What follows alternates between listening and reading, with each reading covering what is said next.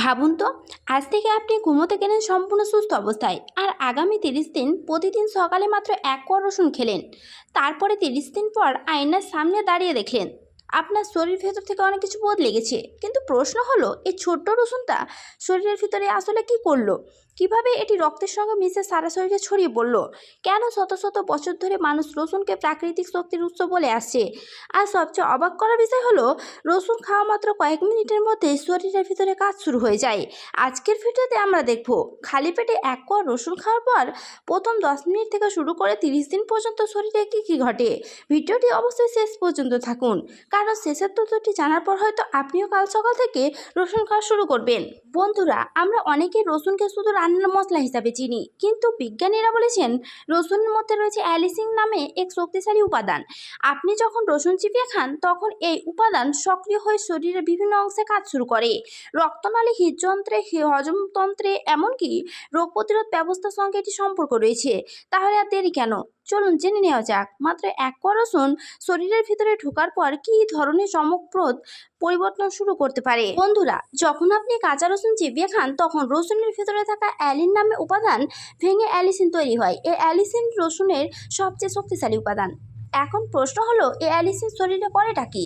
রক্তনালীকে শিথিল করতে সাহায্য করে। আমাদের শরীরে হাজার হাজার রক্তনালী রয়েছে।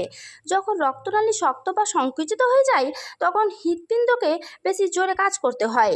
রসুনের কিছু উপাদান রক্তনালীকে কিছুটা শিথিল করতে সাহায্য করতে পারে, ফলে রক্ত সহজে চলাফেরা করতে পারে। ক্ষতিকর জীবাণুর বিরুদ্ধে কাজ করতে পারে। আমাদের শরীরে প্রতিদিন নানা ধরনের ব্যাকটেরিয়া ও ভাইরাস ঢোকার চেষ্টা করে।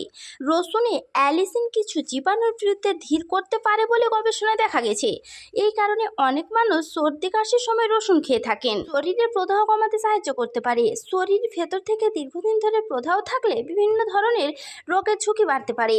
রসুনে থাকা কিছু উপাদান প্রদাহ কমাতে সাহায্য করতে পারে, অ্যান্টিঅক্সিডেন্ট হিসাবে কাজ করে। একটি উদাহরণ দিই, লোহার জিনিস বাইরে রাখলে যেমন মরিচা ধরে, তেমনি শরীরের কোষেও সময়ে সময়ে ক্ষতিগ্রস্ত হয়। রসুনের অ্যান্টিঅক্সিডেন্ট এই ক্ষতির বিরুদ্ধে লড়াই করতে সাহায্য করে। হজম প্রক্রিয়াকে সক্রিয় করতে পারে। খাবার খাওয়ার পর পাকস্থলী ও অন্ত্রকে অনেক কাজ করতে হয়।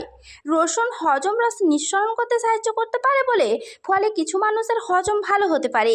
কোলেস্টেরল নিয়ন্ত্রণে সাহায্য করতে পারে। রক্তে অতিরিক্ত চর্বি জমলে রক্তনালী সরু হয়ে যায়। কিছু গবেষণায় দেখা গেছে নিয়মিত রসুন খাওয়ার পর কিছু মানুষের কোলেস্টেরল নিয়ন্ত্রণে সাহায্য করতে পারে। আপনি যখন রসুন খাওয়ার পর মুখে তীব্র গন্ধ পান, তখন বুঝবেন রসুনের সক্রিয় উপাদান শরীরে কাজ করতে শুরু করেছে। কারণ এর সালফার জাতীয় উপাদান রক্তের মাধ্যমে সারা শরীরে ছড়িয়ে পড়ে, ফলে শ্বাসের মাধ্যমে বের হয়। রসুন উপকারী হতে পারে, কিন্তু এটি কোনো রোগের চিকিৎসা নয়। অতিরিক্ত রসুন খেলে পেট জ্বালা, গ্যাস বা অস্বস্তি হতে পারে। আশা করি ভিডিওটি দেখে অনেকে উপকৃত হয়ে থাকবেন। আরও এরকম সুস্বাস্থ্যকর হেলথ টিপস ভিডিও পেতে অবশ্যই চ্যানেলটি সাবস্ক্রাইব করে রাখুন।